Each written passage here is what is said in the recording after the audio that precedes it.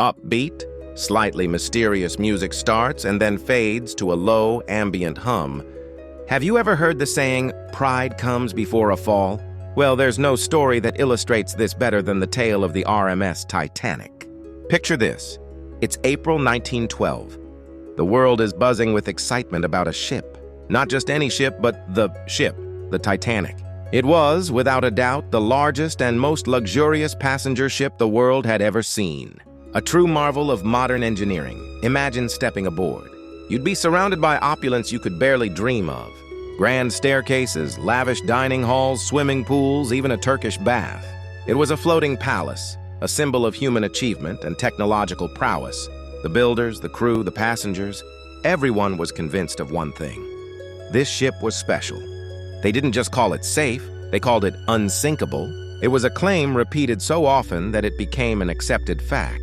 A ship so grand, so powerful, that it could conquer the very forces of nature. What could possibly go wrong? For 4 days, the maiden voyage from Southampton, England to New York City was everything people had dreamed it would be. The elite of society dined and danced, while passengers in third class dreamed of their new lives in America. The Atlantic was calm, the sky was clear, and the ship sliced through the water, a beacon of progress. Then came the night of April 14th, a calm, moonless night in the middle of the frigid North Atlantic. The air was deathly still.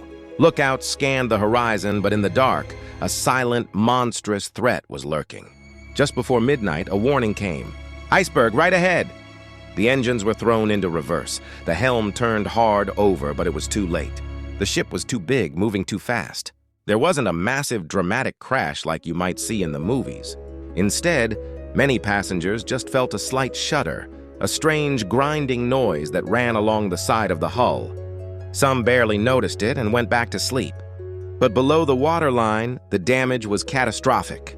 The iceberg had sliced open a series of gashes along the ship's starboard side, breaching 5 of its 16 watertight compartments. The unsinkable ship was designed to stay afloat with 4 compartments flooded, but not 5. The math was cruel and simple. The Titanic was doomed. As the bow dipped lower and lower into the icy water, a horrifying realization began to spread. The promise of unsinkable was a lie. And an even more terrifying truth soon followed. As the crew scrambled to launch the lifeboats, it became clear there weren't nearly enough. The ship was legally compliant for the time, but the regulations were horribly outdated. There were only enough lifeboats for about half the people on board. Panic and chaos erupted as the great ship began its final terrible plunge. The band famously played on, trying to keep spirits up, a haunting melody against the sounds of splintering wood and desperate cries. In the early hours of April 15, 1912, less than 3 hours after hitting the iceberg, the RMS Titanic broke in two and disappeared beneath the waves, taking with it more than 1,500 souls. Men, women, and children were left in the freezing 2 degrees Celsius water. It remains one of the deadliest maritime disasters in modern history. The story of the Titanic isn't just about a ship hitting an iceberg. It's a tragic reminder about the dangers of hubris, the fragility of life, and a lesson in humility that still echoes over a century later.